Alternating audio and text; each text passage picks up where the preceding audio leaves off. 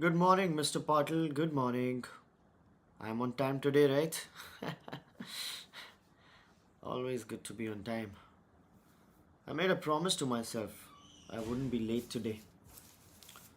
So today my day began at 6 5:30. 5:30 is when it began. I said I got to work. So that's that. That was fun. Let's move it. I'm gonna be live on LinkedIn. Perfect. I am live on YouTube. Good to see you on time. Thank you so much. Thank you. I'm assuming that you are being able to hear me properly. So let's go.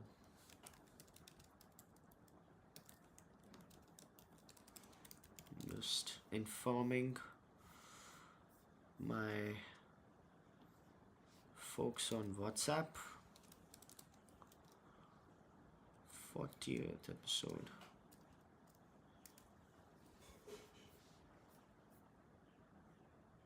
Oh, it's not the 40th episode, it's the 39th episode. I think I was mistaken. So I'll just change that. 39th episode.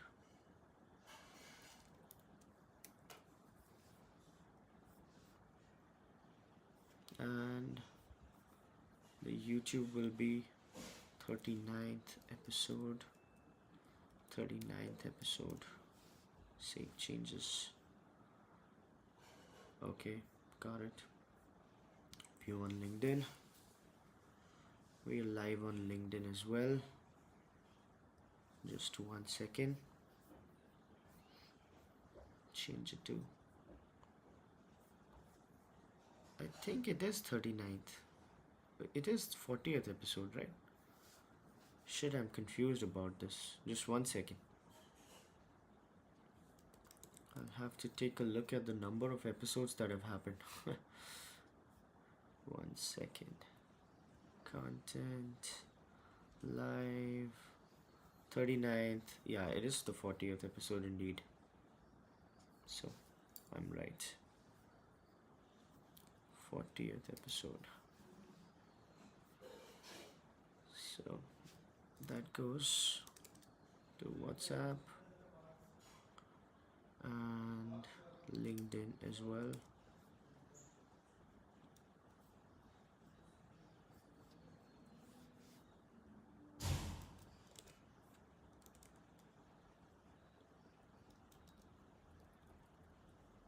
Sent. Perfect. So we are on time. We'll begin. We are live on LinkedIn and on YouTube, and we are ready to go. All my bags are packed. I'm ready to go. Done. So we'll just wait for a comment on YouTube and we'll start. I'm still very confused about the whole. Is it the 40th or is it the 39th episode? 40th, 39, 38. Yeah, it should be 40. 37, 36. So I basically named the LinkedIn episode wrong. One of them.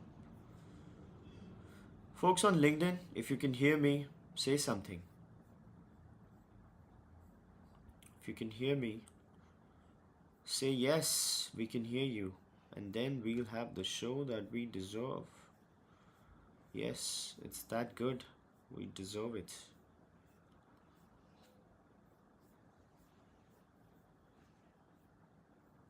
Yeah. It is the 40th episode, no doubts about that. So people have joined in on LinkedIn as well. People have joined in on YouTube. I'm just waiting for somebody to give me a nod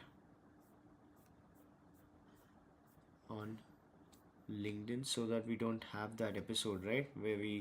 Yeah, I got somebody. Yes, we can hear you. Perfecto. Thank you so much. Bum bum bum bum bum bum bum bum bum bum bum bum bum bum bum bum. Hello, everybody. Welcome to Thinker's Frequency. We're having such a good time. This is the peak of human civilization. We're working so hard, doing such good work for ourselves, our parents, our kids, our siblings, our husbands, our wives, our friends, everybody. Well, not other people's husbands and wives, I hope. And just when we thought things couldn't get any better, like they couldn't possibly get any better, well, they just did. Call it divine intervention, folks, but things just got a whole lot better. Now we have Thinker's Frequency, our daily dose of insights and analysis which don't lead to paralysis, right before we punch in, our daily mental workout.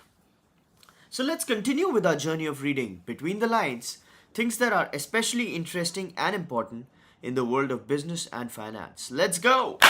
Oh, but before we go, we've got to follow a tradition, right? You know the tradition, the sacred sweet tradition of the simultaneous sip. We'll all sip something together because it brings us good luck. And all you need for the simultaneous sip is a cup or mug, a glass, a tank, a chalice, a stein, a canteen jug or flask, or a vessel of any kind. Pour it with your favorite liquid. Today I'm having coffee, cold. And here we go! Oh my god, beautiful. Beautiful, sublime. Let's do it again. So nice, so nice.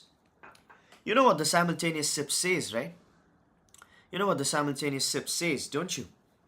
It says that you're not alone. It says that we're in this together.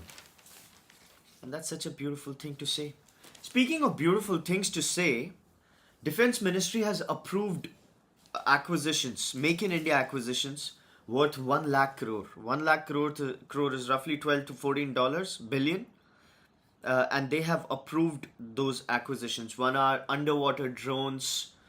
Then there's some Navy fleet which they are carrying, critical mine countermeasure vessels, underwater drones, and so on and so forth. So 1 lakh crores, that's 12 to 14 billion dollars of defense spending approved acquisitions. Equipment acquisition, that's good. That's good.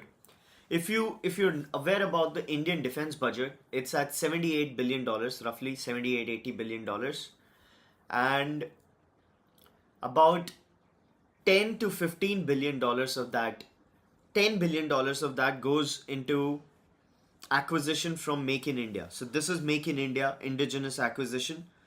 So out of the $10 billion, which is spread across a few, which is for 1 year, this particular 1 lakh crore, that's 12 to 14 billion dollars, has already been earmarked. So they're gonna amortize this. They're gonna distribute this across years, because in 1 year they only have like $10 billion of equipment to buy, right? So that's an insight that out of the $80 billion of defense budget, all doesn't go towards our equipment.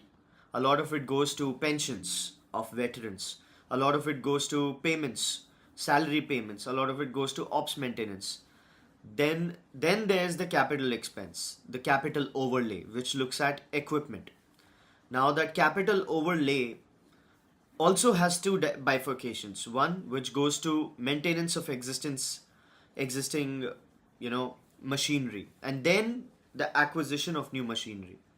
Now, acquisition of new equipment is roughly $20 billion, if I remember correctly. And out of that, there's again a bifurcation. And that bifurcation is Indian indigenous acquisition and then the foreign acquisitions. So foreign acquisitions are like $5 billion and Indian acquisitions are $10 billion or 15-20. So that's the ratio. So out of $80 billion, the new equipment budget is very like a small percentage of it, right? So that happens, and 1 lakh crore has been allocated. So that's very good news. Speaking of defense, Turkey has enhanced its defense tie-ups with Bangladesh. So they are basically going to have a lot of intellectual property and a lot of equipment sharing and so on and so forth. So Mohammed Yunus government, the scum of the earth, which is very anti-India government of Bangladesh, is going to lead to a lot of defense pressures on our country, because with Turkey openly supporting Pakistan, it has also chosen to openly support Bangladesh and with defense. So these are the two defense news today happening, very big news. And both of them say that India must essentially look at defense in a more serious way, right? So that's about our defense manufacturing and defense equipment onboarding. Speaking of equipment, India methodically building own electronics capabilities, says Mr. Ashwini Vaishnav. So this is in response to China calling back 200 of its Foxconn executives from India who were basically training people and so on and so forth. So China said, bring these people back, because there's a lot of talent flight happening from China. If you remember, Tata sent 200 of its people to get trained to Taiwan and China and so on and so forth. So a lot of the Chinese industry and Chinese political ecosystem, what it's fearing is that a lot of talent flight will lead to unfair advantages in their eyes to Indians. So right, so they're bringing it back, which said that it's gonna slow it down. So Mr. Ashwini Vaishnav says that we are already at 20% value addition as far as electronics manufacturing is considered, and we'll be looking at 38%, and China is at 38% value addition. So when he says China is at 38% value addition and India is going to be at 38% value addition as far as electronics manufacturing is considered, does that sound legitimate to you? Because all the core components, the critical components, even the minerals, is that counting? Is that being counted as far as value addition is considered? How do you define value addition? Because right now, Indian manufacturing of electronics considers repackaging as value addition, right? So that's where we are right now. And that also has some percentages, but at the moment we are at 20%. We're gonna be at 30% in 2 years, says Mr. Ashwini Vaishnav. And then we're gonna be at 38% and equal to China in 5 years, says Mr. Ashwini Vaishnav. So my question is, how do you define value addition? And because something tells me that India equaling China in 5 years as far as value addition is considered doesn't sound that legitimate. What do you think about it? What's your thought on it? Let's discuss. Speaking of discussions, Yum Brands are basically looking at the merger of Devyani Limited and Sapphire. So these two, Yum Brands basically owns KFC and Pizza Hut and so on and so forth. So Varun Beverages, the owner of Varun Beverages, which is the RJ Raj Japuria Group, RJ Corp, they run Varun Beverages. They also run the Devyani International Limited, which runs the KFC and PepsiCo. But there's another franchise called Sapphire. They also operate Yum Brand stores, right? KFC. So Yum Brands is looking at merging them via share swap. So they'll be merging them, streamlining operations and bringing it together, right? So did you know that Yum Brands, the KFC and Pizza Hut guys, were owned by PepsiCo? So PepsiCo used to own Yum Brands till 1997. 1997. And then they disinvested, they hived off the Yum Brands unit, and now Yum Brands stands as an independent company. So that's interesting, right? Pepsi used to own Yum Brands. Anyway, Pepsi effectively used to own KFC, Pizza Hut, and so on and so forth. Moving on, something very big has happened as far as the electronics manufacturing situation is considered. Not really electronics, but yeah. So, electric two wheelers have started halting their production. So, TVS, Bajaj, and Ather have said that they are going to be reducing their production. Why? Do you remember why? You remember why, don't you? I guess you do. Tell me why. Why must have TVS, Bajaj, and Ather stop the production of their EV vehicles? Rare earth. No, Mr. Perspective. Consumption has slowed indeed, but not of two wheelers. Two wheelers are still growing. Mr. Chirag Patel is right. Rare earth is the real cause. China had blocked the rare earth minerals, if you remember. And those minerals, they weren't coming. The magnets. Now, those magnets used to be going in the two wheelers, the batteries, and so on and so forth. And now that they, until now it was just like, if that doesn't happen we'll have to slow production, if that doesn't happen we'll have to slow production. Now the production has actually slowed. 4 months of the magnet banning from China, and the E2W electric two wheeler production has indeed slowed. But still it won't be a problem. You know what will be the problem? What will be the problem? It obviously is a loss because they won't be able to create as much as the stock they should. But you know when it will be a problem? When the inventory of the stores starts running out, because then they'll actually be looking at a business loss. Right now they are looking at a loss which is more of a capacity loss, that we could be producing x number of vehicles but we are not being able to because of the magnets. So that's opportunity loss, that's capacity loss. However, there'll be an actual revenue loss when this particular thing happens. So will China hold it till then? Let's see. Let's see. Moving on. India may allow genetically modified animal feed from US. So viewers of Thinkers Frequency would know that India and US are trying to seal the FTA, the Free Trade Agreement. And that's a very complicated agreement. America is actually, earlier these agreements used to be easy because America used to have let countries have the freeway, right? It used to be an easy conversation, less tariffs, no problems in general. However,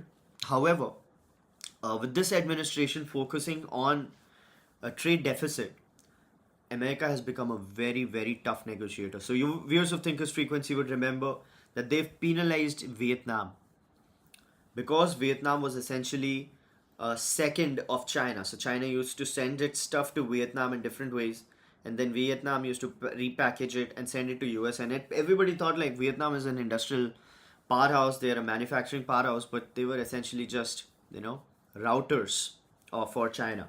So they tariffed them 46%. So similarly, a lot of countries are facing very difficult times as far as dealing with America is concerned, because they are looking out for their interests for the first time. And one of the bones of contention are the GM crops, right? Genetically modified crops. So India didn't want that. India can't let go of the dairy. They can't import American dairy because dairy is a very sensitive sector. And there's some sensitive sectors, but animal feed crop from US might just be taken in. So again, so much of what you do in this country or in the world is dependent on what the government is doing for you, right? Like Chinese manufacturers could do so much because the government was really rooting for them, fighting for them. And so much what India does is because the politicians at the helm, they are either looking out for you or not. So there's a very good interview of Mr. Sanjeev Bichhandani with an ambassador. There's a YouTube channel where they discuss geopolitics and stuff. But in one of those episodes, Sanjeev Bichhandani sir actually came in and he talked about his experience as a trade practitioner, right? Because he's such a great entrepreneur and investor. So what he said was How Indian IT could flourish. Why do you think Indian IT could flourish? Can anybody think about Indian IT and the reason of its flourishing?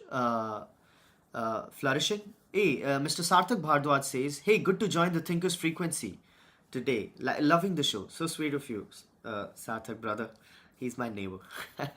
He's like my brother. Anyway, so uh, I was saying, why do you think Indian IT could flourish? Can you find out reasons? I'll just give you a second. Oh, I heard you right. You know how Indian IT flourished was because government. No, Mr. Shrujay Kale says plus one. No, no, no. Indian IT flourished in 2000 and 1980s. 1980s, pre-90s. Indian IT flourished because the government didn't come in the way. Okay? The government didn't come in the way.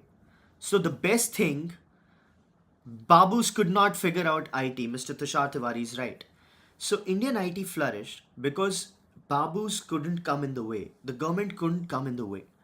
So just 10 years ago, 20 years ago, 15 years ago, what Indian businessmen used to hope for is that we just hope that the government doesn't come in the way. Forget about supporting, forget about helping out in any way possible, in any tangible way. What they used to be hoping for was that the government doesn't come in the way. Okay, because when it comes into the whole license Raj thing, that ruined everything. That's why manufacturing couldn't flourish in India. But that's how IT could flourish because Babus could not figure it out at the right time, right? The government. Now the situation has changed. Now the government is actually looking at, people are actually looking at support from the government. So viewers of Thinkers Frequency would remember, yesterday we discussed something called employee linked benefits. Employee linked incentives. So there's something called production linked incentives, which is PLI. PLI is to boost manufacturing in India. And then there's something called employee linked incentives, which the government is beginning with a 1 lakh crore scheme. So how that scheme has been panned out is that every employer which generates an employment opportunity, which generates a job up to 50 or something, they're going to get 3,000 rupees a month for 2 years straight. So I'll just read out the numbers for you because that was very interesting to me on how this particular ELI thing was being planned out. Now we'll discuss what can go wrong with that particular plan, but just let's figure out the math behind it, okay? So the math is that first of all, the person who gets hired from ELI, they will get some money. How much will they get? They'll get up to 15,000 rupees. Up to 15,000 rupees for 2 years. So that is for the employee side, that they will get money. Whoever gets hired because of the ELI scheme will get some money. And then there's something called the employer side benefit, which is basically like a 3,000 rupee benefit for whoever is employing for a particular period of time. So, okay, here are the numbers. All those who are newly employed with a salary of up to 1 lakh rupee per month will get an incentive equal to the month's wage or leading to 15,000 rupees in 2 installments at an interval of 6 months. So let's say if you get a job, the maximum you can get is 30,000 rupees in 2 installments. So 15,000, 15,000. That's for the employee side. Okay. Now employers will get up to 3,000 rupees per month for 2 years each for each additional job created. So that is the ELI scheme. And then with this, they will be looking at, a lot of money, like 3,000 rupees per month. That is 36,000 rupees a year. That is 2 years, 72,000 rupees, right? So for each job that you create. Now that's a great incentive, right? That's a great incentive for somebody to create a job. However, now comes the thinking part. Is this system easy to game? Is this system easy to game? How can you game this system? Firstly, it can be gamed how skill development was gamed. You remember? Thinkers Frequency viewers would remember. how the skill development feature was getting gamed. So government was incentivizing skill development centers for enrolling people and giving them the training certificate, right? But what skill development people were doing was that they were already, whatever customers they were getting, they were showing those customers as beneficiaries of the skill development program. So essentially, there was no new value addition, but they were just getting incentivized for the business that they were operating as usual. So would that happen here, or could that happen here? Definitely. Definitely. Absolutely. And that will be a double whammy for the government, right? Because they'll be paying the employee who was getting the job anyway, and then this guy who was employing anyway.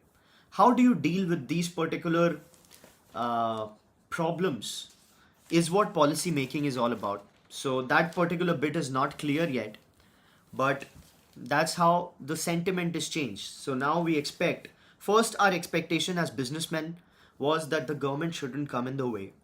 Okay, I just don't want to deal with the government, which is still the sentiment for a lot of, let's say, if you go to any shop, if you go to any market, an open market, a retail store, that kirana store or that stall will be like, police से deal नहीं करना, MCD से deal नहीं करना, and so on and so forth. That sentiment still stays, but in a lot of cases now that sentiment has been replaced by that what incentives can I get from the government. So PLI had a lot of incentives for two-wheeler development, right? FAME and electronics manufacturers, and then chip manufacturing, and so on and so forth. So and now you got the AC manufacturing incentive. So a lot of incentives, which is good for the country and how it looks at, you know, its businesses as usual. So moving on,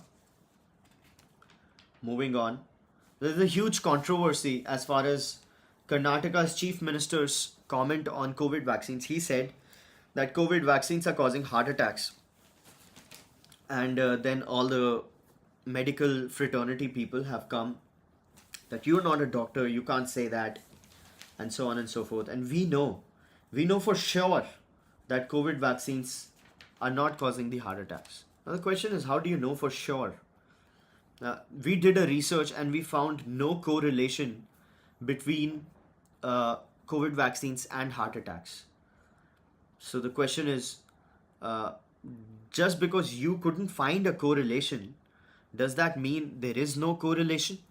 Is absence of evidence equals to evidence of absence? Well, yes, there is reasonable. So this conversation is going on, which is a very difficult thing to say, right? But better not talk about it because they're listening. Shh. The research consists of all MR gifts and money. well, shh. Can't talk about it. Anyway, so moving on, the sandal scandal is on.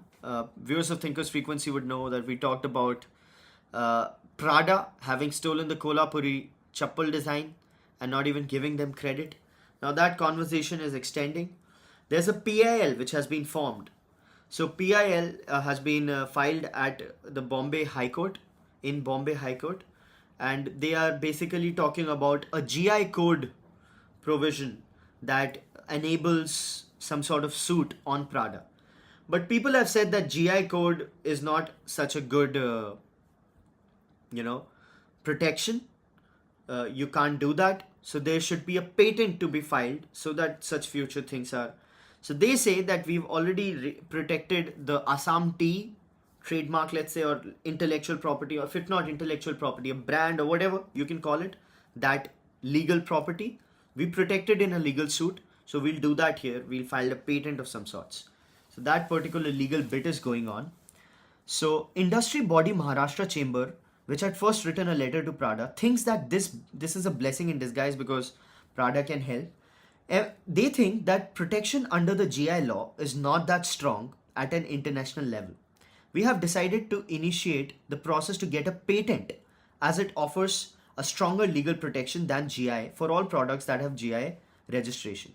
They pointed out that India has successfully fought infringement of GI violation at international level in case of Darjeeling tea, whose GI was protected by the tea board. So that person says, the person who has filed the PIL, that no, even without the patent, we could actually fight it out because we have fought a similar case as far as Darjeeling tea is considered. So let's see what happens there.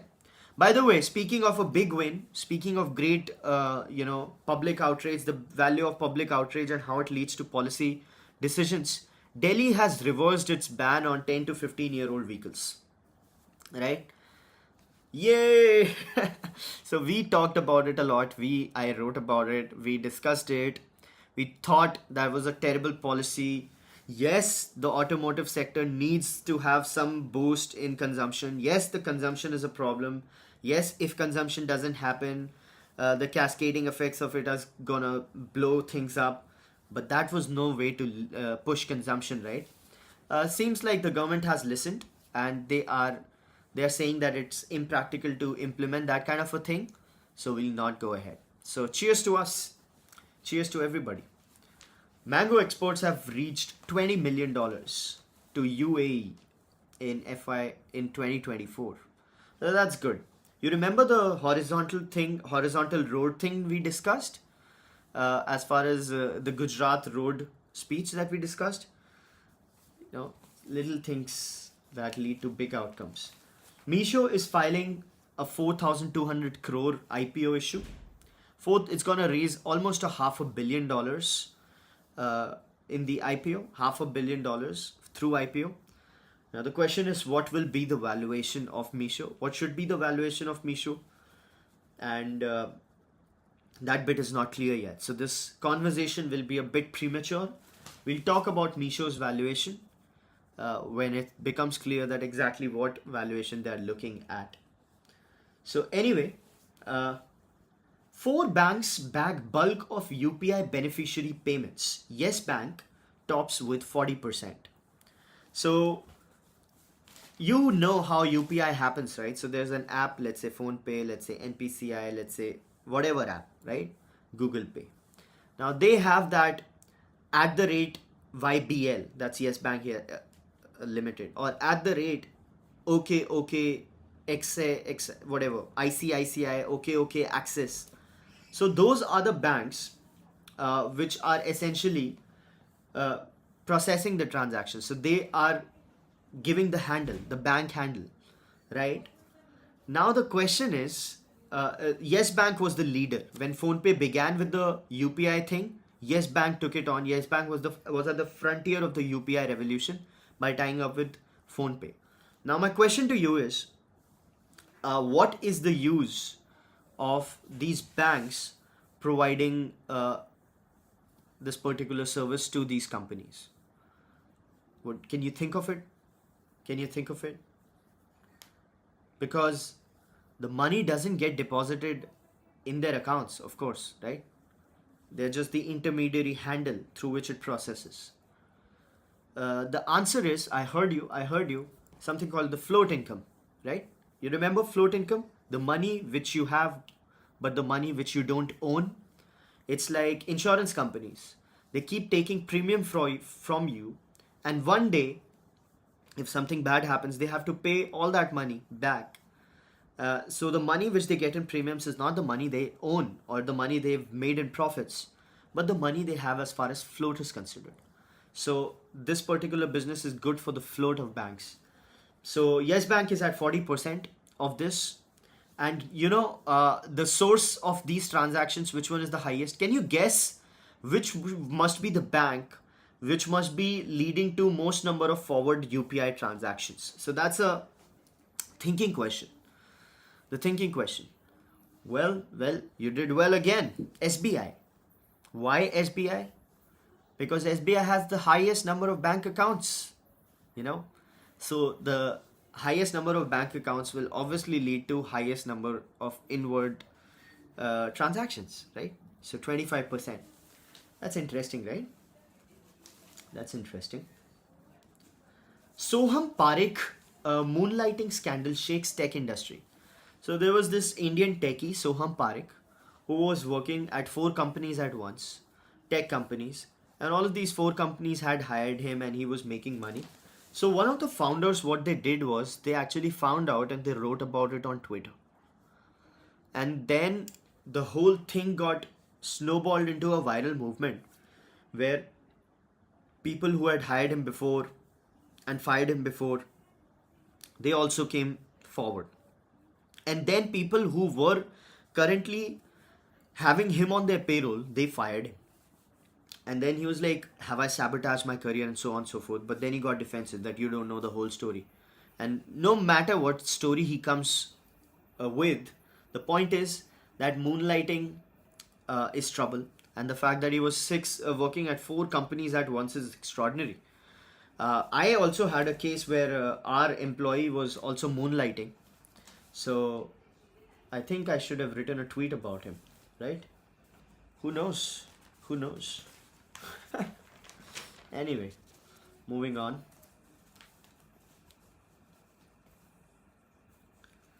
Bum, bum, bum, bum, bum, bum, bum. CII moots GST rate rationalization and joint skills fund. So CII is Confederate of Indian Industries. So it organizes a lot of industry events. It does a lot of planning. It gives a lot of recommendations. That's what CII does. That's what FICCI does, and so on and so forth. So CII has said that Indian growth is right now at 6.5, 6.7. If we can rationalize the GST fund, right? So if we can, like GST right now has 5 slabs. If we could just keep 3 slabs, like 28% for the sin industry, 12 to 18% for everything in the middle, and 5% for something which, less GST. And that could lead to simplification of taxes and better growth for the industry. So that's what CII thinks. And CII says that there should be a joint skills fund where skill development could actually benefit, where the companies who are essentially involved in skill development could use that kind of a platform.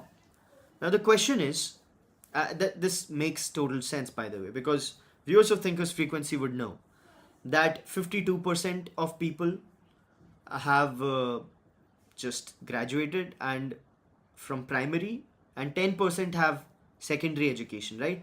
So India has a serious problem as far as skilling is considered. So whatever jobs we have, even those are not being able to be fulfilled because of the skilling gap.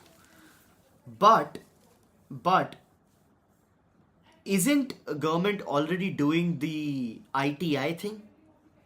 How does that fit into this narrative? So the government, viewers of Thinkers Frequency would know that government actually talked about the ITIs getting controlled by private players, right? And that would lead to faster implementation, and government will be the guiding force and checking force and so on and so forth. And that lead to faster absorption of talent as well.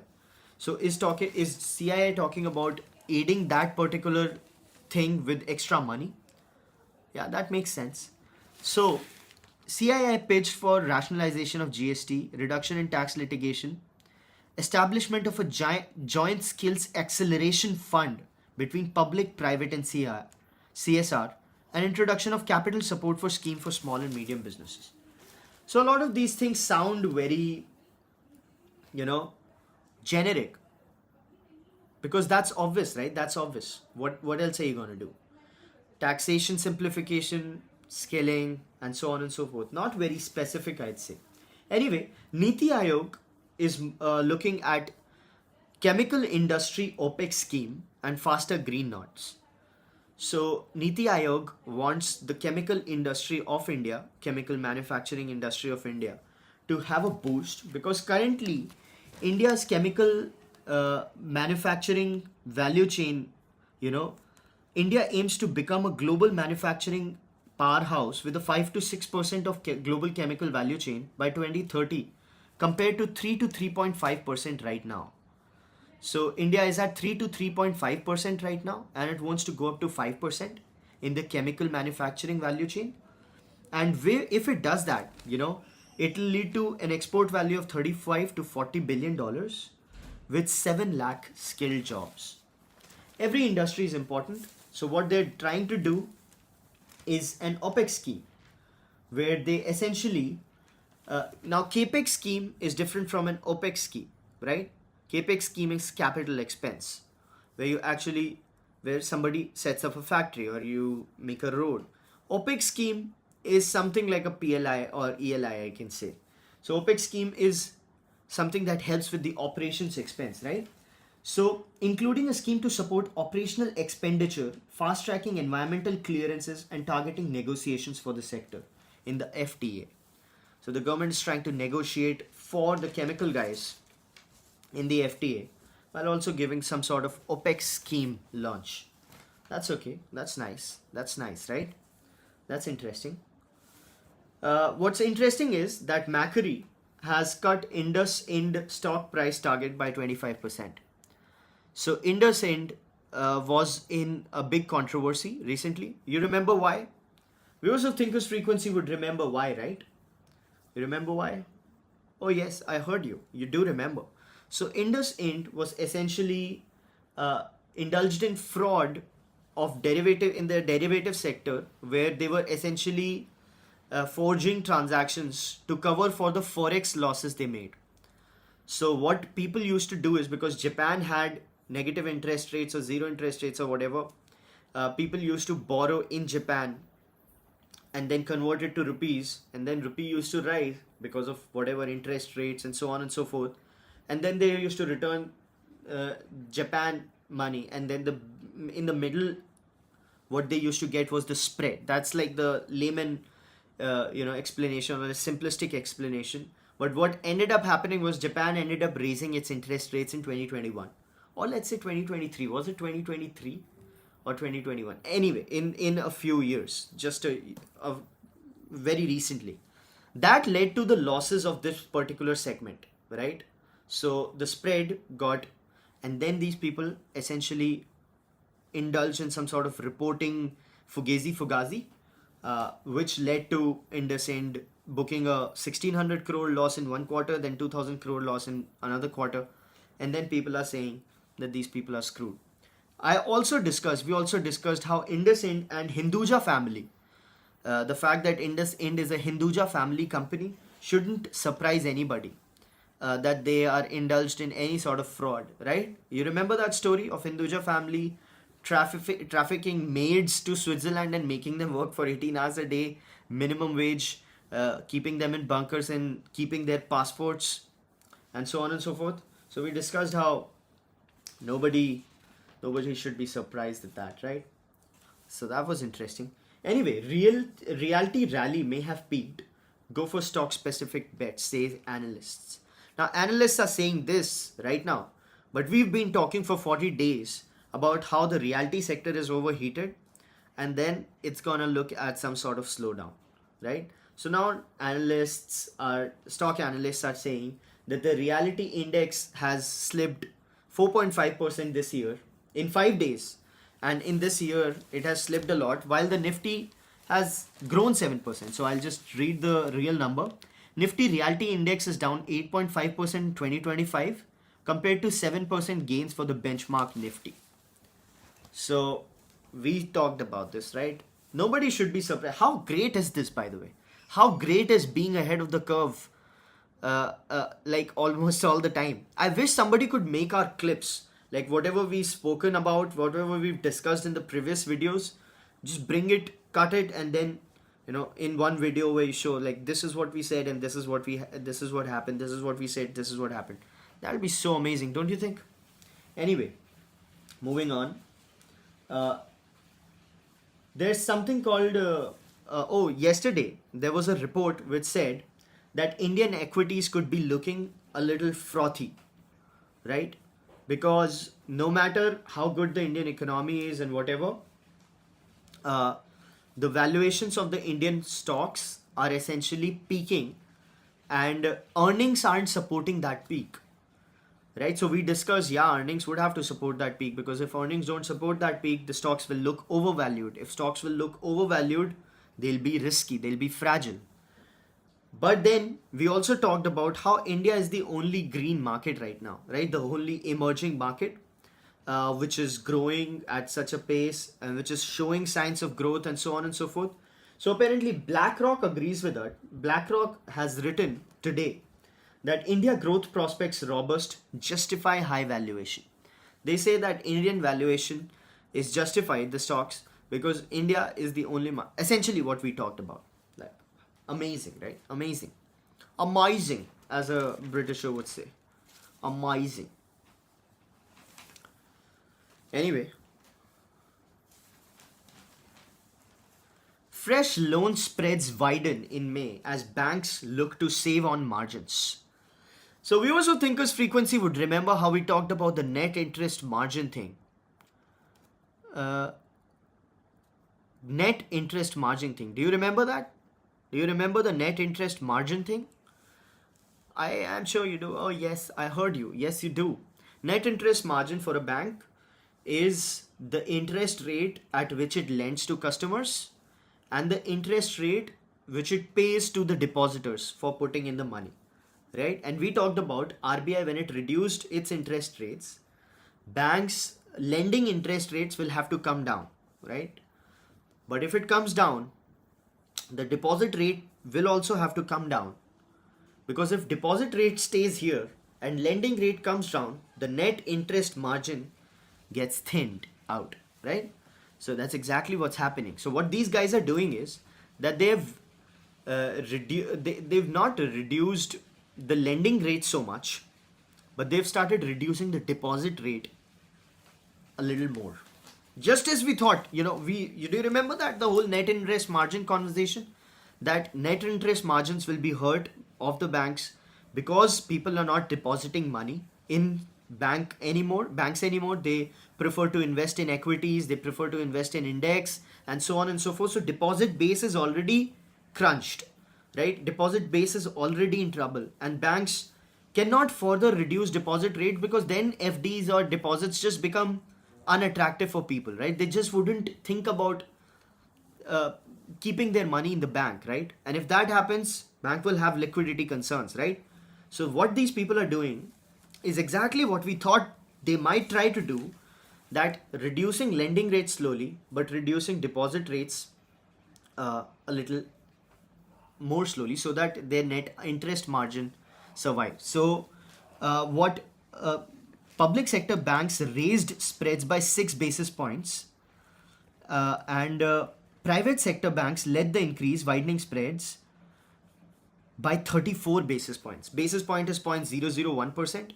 0.01%, sorry, 0.01%. So what's the spread? This net interest margin thing is the spread. And how are they doing that?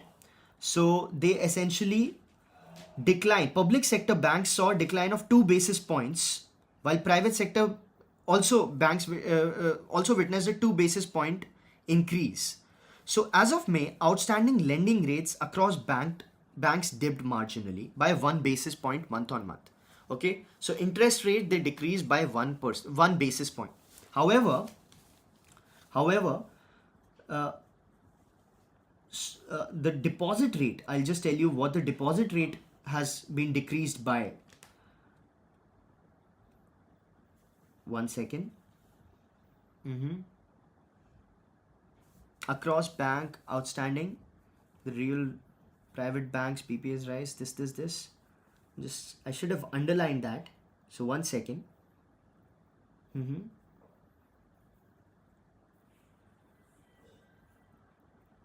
So that particular bit I can't find right now, but net interest margin is obviously going to decline no matter how hard these people try. And despite front loading of rate cuts, we expect margin compression to be limited in this cycle. And net interest margins have been on a declining trend, with system-wide net interest margin falling to 3.5. Private sector banks reported net interest margins of 4.1, while public sector banks at 3%. So in case you found that a bit confusing, I'll just summarize it for you. Banks earn money by lending to people, and banks give money to people who deposit. The interest rate in the middle is called net interest margins.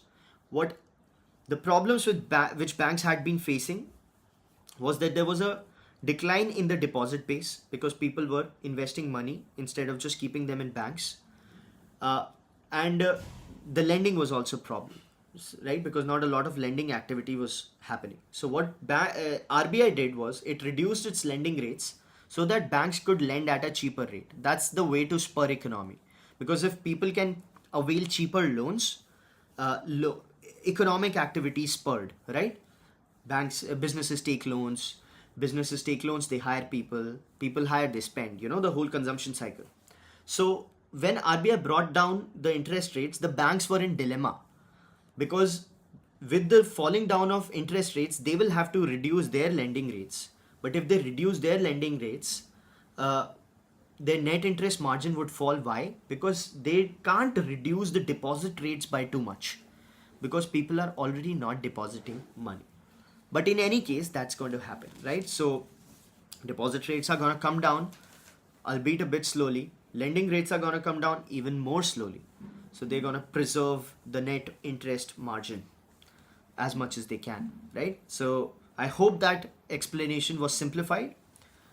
Anyway, gold prices fall as strong US payroll data dashes Fed rate cuts hope.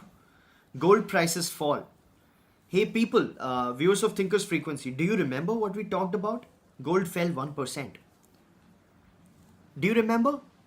Like let's give ourselves a cheer. Mr. Mittal Sarthak, bad CEO on LinkedIn says, great Mittal ji. Well, great Mittal ji to you too. Do you remember what we were talking about? That gold thrives on geopolitical tensions or tensions in general. If tensions decline, gold declines. And that's exactly what happened, right? Tensions declined and gold fell 1%. So yet again, we were ahead of the curve. Gold fell 1% Thursday, stronger than expected US payments.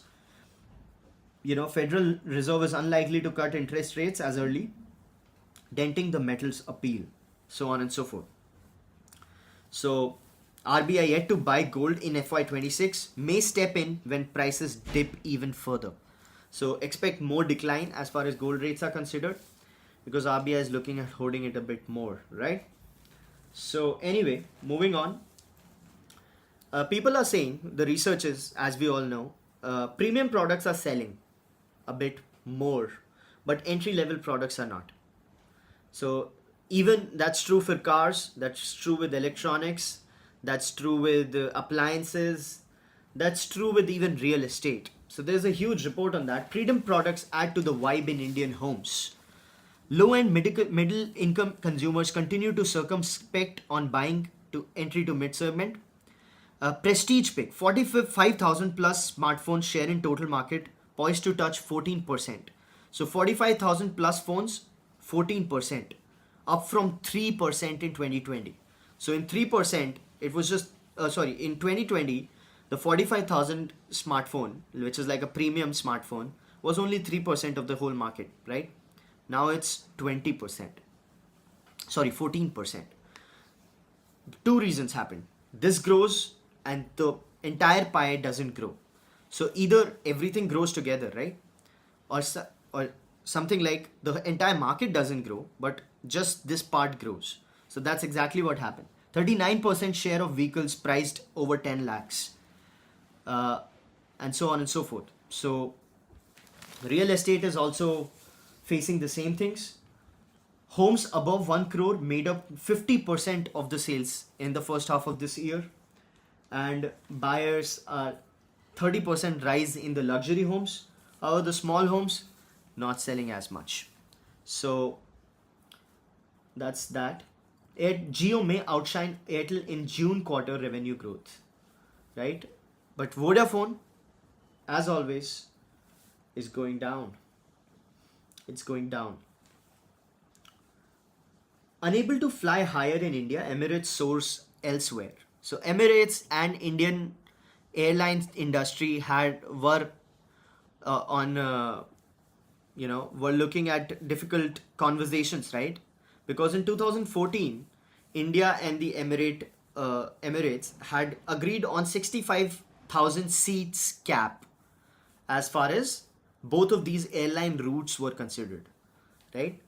But that 65,000 airline route cap has been breached and government is not increasing that breach for the Emirates airline operators. Why? Because it wants to support its local airlines providers, right? So it has provided 65,000 seats to Emirates operators, but not to not more, because the Indian airlines need to promote itself. So these guys were saying that this was 10 years ago, and we are maxed out. We're like 97% filling our seats.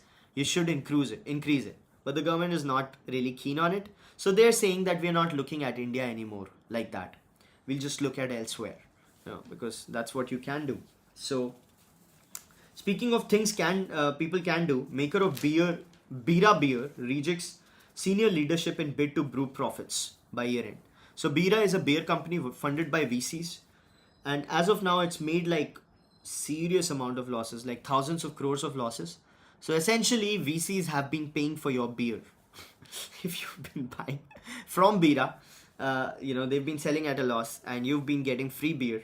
So now Bira is looking at rejig of the operation senior leadership. They also had a very, very weird, interesting case where they had to change the brand name due to some sort of regulatory thing or some sort of branding change. They wanted to go IPO. And with that, their entire inventory, their package, they had to take a loss on that because of all the branding that was already done on those bottles. So that was a seriously interesting case. And they had to take all that inventory loss or whatever, they had to write it off. That was hilarious. I mean, very sad for them, but hilarious if you think of it. Nobody thinks like that, right?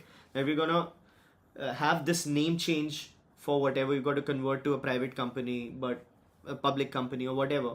But this bottles that have been in the market, they say our previous name. Now the regulator comes in that you can't sell these bottles because branding, and you say, oh shit, what do we do? That kind of situation they were actually looking at. Speaking, we talked about chemicals. Godrej is expanding its chemicals capacity. So everything is connected, as always. Speaking of what's connected, US employers added 147,000 jobs, 147,000 jobs in June. Job data is up. Mr. Trump says, job data is up. Inflation is at 2%. It's low. Stocks are high. Nvidia is looking at a 3.92 trillion market cap. It grew like 5%. How much did it grow? Nvidia? 2.5%. My God. 2.5%. Now, I was looking at Peter Thiel's advice on this. Peter Thiel said that Nvidia stock is a temporary monopoly, and it's going to be looking at problems as and when people step in. Like Google AI chips have started being made, and other people have started making in chips. And when these people catch up with Nvidia, it'll suddenly find itself in a problematic spot. However, Mr. Peter Thiel's, all respect, I'm a huge admirer. It hasn't come true as of now. Like $3.92 trillion. It might just be, it'll be the most valuable company ever. It might just be the first company to be a $4 trillion company, right? 3.9 trillion. How much does it need to grow?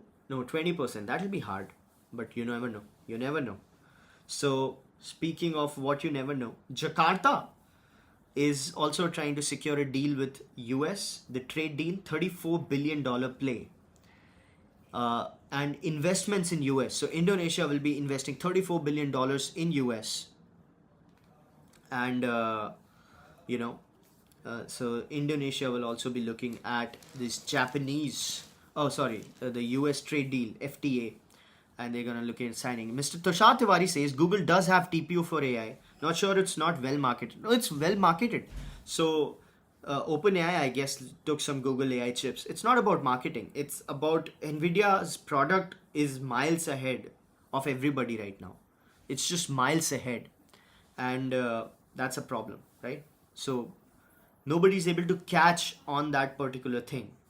So that's what people are looking at. How do you catch on that, right?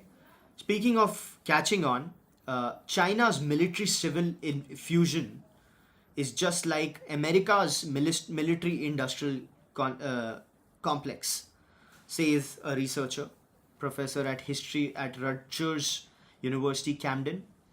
And that's good, right? India should also have a military-industrial complex because we have China, we have Bangladesh, we have Pakistan. It's not a small trouble. And that is all that we have today. It's 9 a.m. We have stopped. We started at 8. Today we were on time. We'll end at 9. This was nice. This was great. This was much better. My only concern is that I had to wake up at 5:30 instead of 6. So that was tough. But yes, this was easier on me. Whenever I have to wake up at 6, it's very difficult because you wake up at 6, you get ready, and then you suddenly have to read everything very quickly, right? And then you miss out on a few things. Details get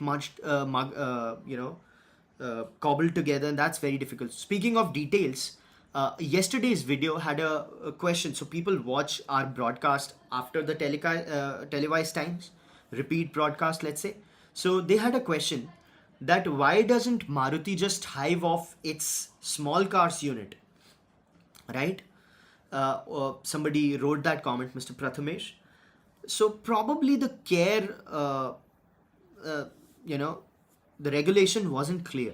So I'll just explain that as a means of, bringing things together. So care regulation has two aspects of it. One is care, or was it cafe? Cafe regulation, cafe 3, has two parts of it. One is the per fleet, where you are judging the fleet's emissions, right? And one is the car emission also, right? Because the cars individually also have to abide by the regulations, right? Now cars have to abide by per kilogram emissions. So a smaller car in absolute terms definitely emits less, but its emissions per kilogram are a little higher because it's a small car, right? It's a small car, light, so per kilogram emissions are high. And that was Maruti's problem, that okay, in absolute terms we are emitting less because these are small cars. However, if you look at per kilogram emissions, small cars are emitting more, right? And if that is the standard, you'll have to invest a lot in those small cars, make them more efficient through that per kilogram measure, which will make it costly, and they are already not selling. And then, because small cars are not selling enough, the entire thing gets screwed for us, the average emission thing. So that was Cafe 3. I hope that's clear. Everybody's clear. It was lovely talking to you all. It's 9:04. We got a punch in. I hope you have a beautiful day personally and professionally. It was lovely talking. I'll see you tomorrow, same place, same time, hopefully. Bye-bye.